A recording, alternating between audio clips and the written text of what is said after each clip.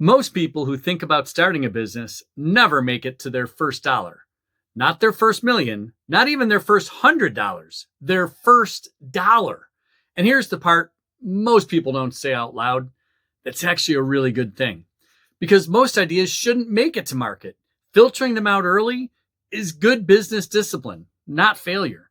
So in this episode, we're going to talk about why most ideas never cross the first dollar line and how most smart business owners use that process to find the ones that actually deserve to exist. Hi, I'm Matt. I've spent over 25 years building companies as a serial entrepreneur and helping small business owners with their day-to-day operational challenges. At Beyond BST, we help entrepreneurs move from idea to first dollar and beyond. Welcome to the channel. Let me know how I can help.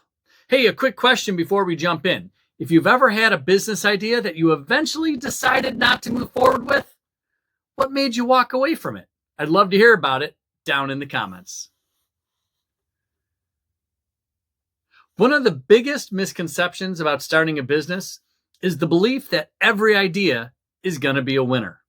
It won't. In fact, most ideas shouldn't make it to market. Some ideas fall apart when you start, researching the industries. Some don't survive the math. Some might lose their energy once you start thinking about the day-to-day work involved. And sometimes you simply discover that someone else is already doing it better. That's not failure, that's clarity.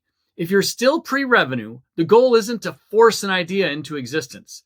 The goal is to pressure test ideas until one of them starts to earn the right to reach that first dollar.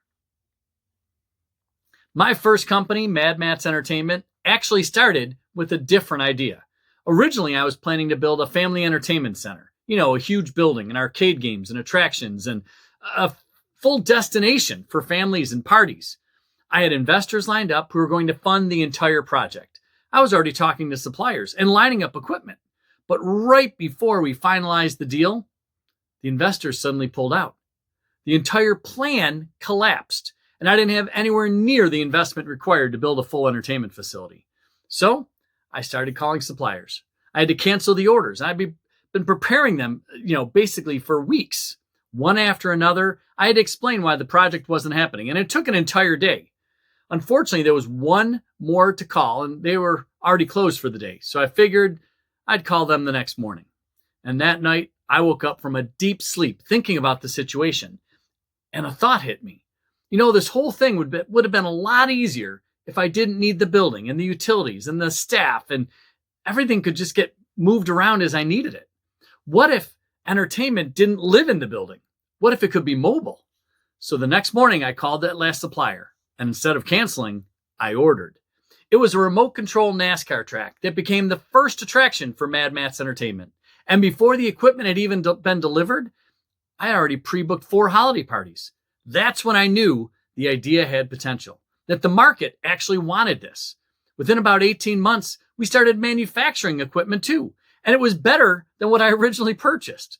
About a year after that, we were expanding with even more attractions and working with larger companies all over the country. The original family entertainment center idea died, but the new idea survived the pressure, and it earned the right to become a real business. It's always great thinking about the success stories, but not every idea makes it through that process. While running that same company, I was always experimenting with designing and building new attractions. And at one point, I had an idea to convert those little, ride-on cars for kids, the Power Wheels, into fully remote-controlled vehicles. I mean, kids couldn't ride in them, as cool as that would be, but we could control them remotely on a huge inflatable racetrack. And on paper, it sounded like a fantastic attraction. The customers I pulled, they loved it too. So I started building prototypes, figuring out the electronics and modifying the vehicles and testing the controls. And eventually I got it working. But when we started testing them more seriously with 2 or 3 or 4 cars at a time, big problems showed up. They just weren't durable enough. The wear and tear from real world use would destroy those cars. And I realized something really important. I could keep investing time and money trying to fix the idea, but the core product was never designed for that type of use. So after almost a year of experimenting and building and prototyping, I shelved the idea. And that wasn't a failure. That was the pressure test doing its job. Some ideas fade during research. Some fail the math. Some lose the energy. Some run into markets that are already fully served. And yeah, sometimes ideas stall because people are afraid to take the next step, afraid to make the call, afraid to ask for the sale, afraid to find out if the idea actually works. When that happens, the idea doesn't fail the pressure test. It just never gets tested. And that's the one situation you really want to avoid, because the market can't give you feedback, an idea that it never hears about. Whether failure or success, every one of those outcomes provides useful information, because the goal of early business building isn't to protect every idea. It's to challenge them until only the strongest ones survive. Eventually, one idea survives the pressure. It survives the research, the math, the testing, and maybe someone even pays you. And in that moment, when someone gives you that first dollar, is when the idea stops being theory and starts becoming a real business. And if you keep testing ideas long enough, eventually one of them survives. So if you're still pre-revenue, remember this. The goal isn't to force an idea into existence. The goal is to put them through the ringer until the right idea earns the right to reach its first dollar. Most ideas won't make it.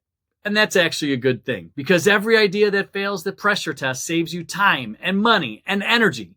And that once in a while, when that one survives, that's the one worth building a business around. Thanks so much for watching. If this video helped you think differently about your ideas, consider subscribing for more conversations about building real businesses.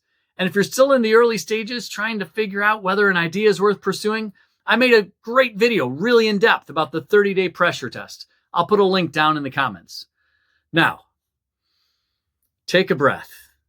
You've got this. All right. What's next?